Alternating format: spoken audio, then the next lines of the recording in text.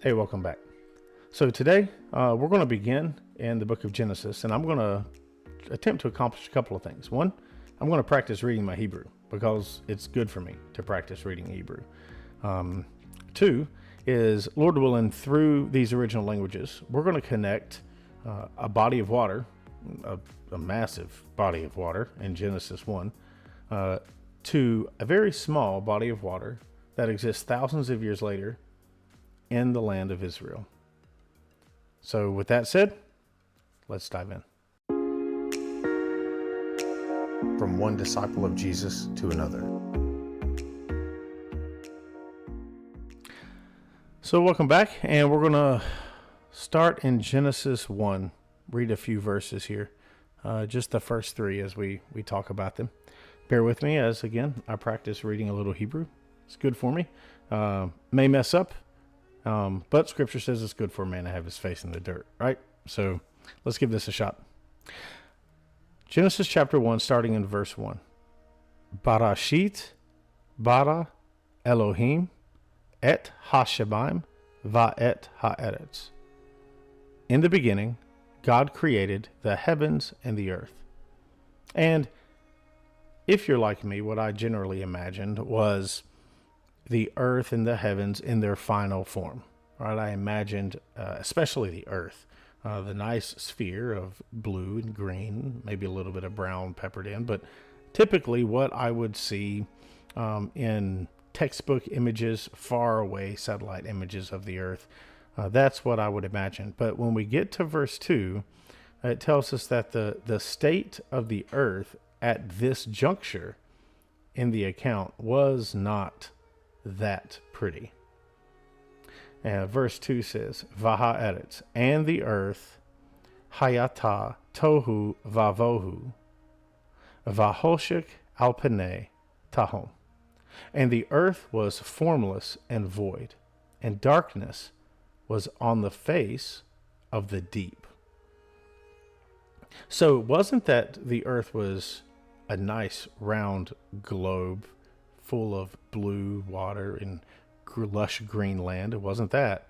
No, rather the earth was formless and void, which when we read that, we think, okay, tohu vavohu, formless and void. So it's not a circle, perhaps, right? Formless as shapeless and void and nothing in it. So now we have this nebulous, empty space with darkness, right? Vahoshik, darkness is there. So now we're back to space, except we're told darkness was al penei tahom, on the face of the deep. So, okay, what? Now there is something there, right? So if we're reading with our current, more modern mind, we're trying to think very stringently about, okay, is it formless? Does it have a shape or not have a shape? Is it void? Is it empty? Or is it not empty? If there's a deep, it can't be empty. And then if it's formless, how can there be a face or surface of the deep? Right? And we're also told, Varuach, and the Spirit Elohim of God, Mara Hefet. So that's hovers, right? So the Spirit of God hovers, Al Penei Hamaim, over the surface of the waters. So again, we're told there's waters. There's a surface of waters. So there has to be something in this empty, formless eretz, earth. So first, let's stop here over this ball of water that we have, this dark ball of water that is formless and void. And let's look at the usage, because for me, I think the key is to get a better grasp of what is meant by tohu vavohu, what is meant by formless and void or empty. And so as I began to look at the usage of those two words significantly or especially together in Scripture, I came across a passage of Scripture that helped connect a dot for me. So I'd like to share that with you here.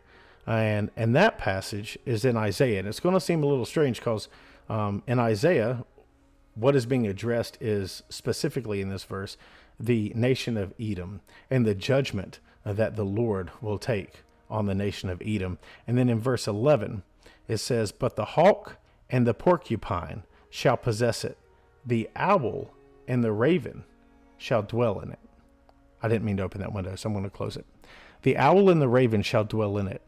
He shall stretch the line of confusion over it and the plumb line of emptiness." You're like, okay, well, I see the word emptiness, right? So that must be the Vohu part of the Tohu Vohu, right? The emptiness, because we can correlate those two English words to what we use. Except the interesting part is both are used here. The pair in the phrase is used in this passage.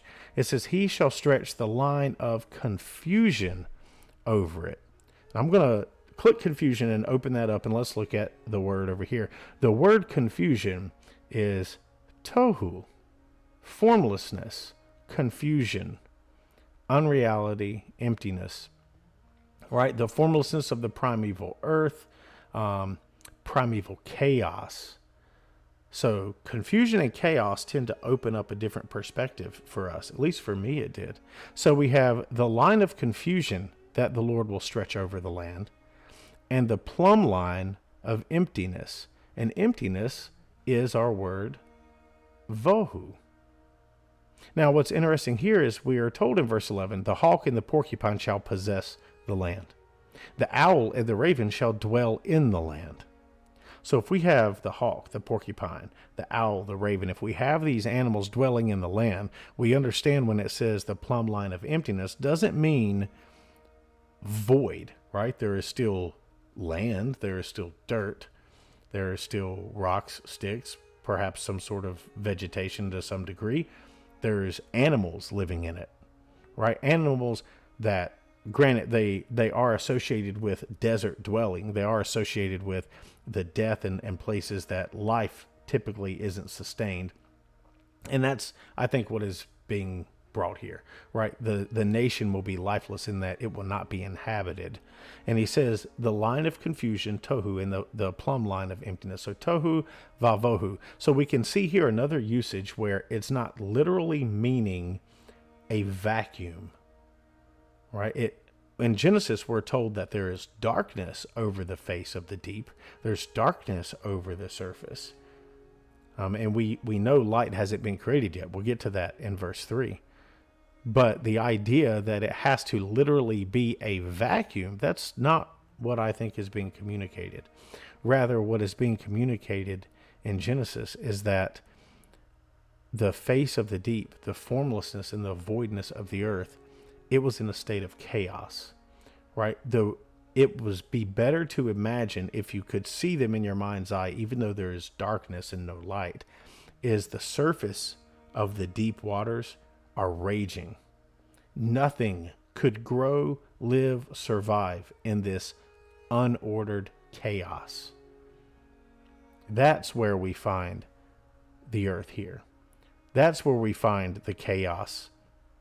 The waters are tohu vavohu. They are chaos. They are a place where humanity cannot dwell.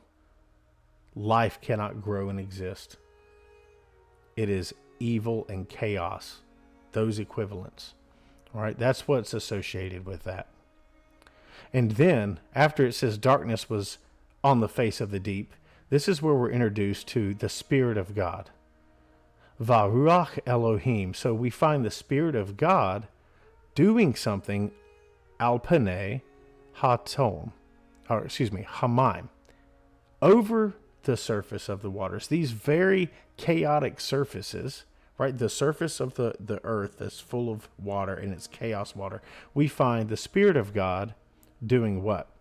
And the word here is marahefet. So it's to hover, or another usage of the word marahefet is to relax. So imagine sitting back in a hammock, right? It says to grow soft or relax is the root word. So what happens when you relax in a lazy boy or a hammock? You sit back, the tension in your shoulders, back, everything just chills, right? So that word for the Spirit of God hovering, it's not that he's working to stay afloat. It's not that he's treading water, it's that he's relaxed over the surface of the waters. And in this relaxed state, we have verse 3. Vayomer Elohim Yahi Or. And God said, let there be light. And I love how this phrase is. Vahi Or. Like it's so succinct. Yahi Or, Vahi Or. Let there be light, and there was light. And this let there be light, there was no effort in creating this light. Remember, Tohu Vohu for the waters. The surface of these waters were raging chaos. And in the midst of this raging chaos, the Spirit of God is just relaxing.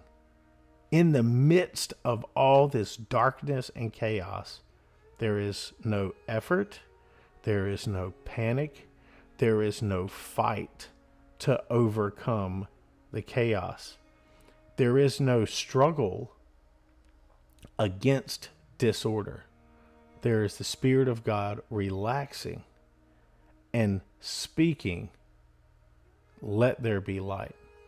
Or another way to think about it is, let it come to pass. He didn't form a photon and then another photon and put them together manually. He didn't labor to create light. He spoke light, relaxed, as if someone's, again, doesn't quite fit the mode, but maybe it'll help. It sort of helps me. Sitting back at a lazy boy and just saying, let there be a drink, and a drink appears in your hand. It's effortless, no stress, just no worries, no effort. The Spirit of God hovering over the surface of these chaotic waters, and he said, let there be light, and there was light.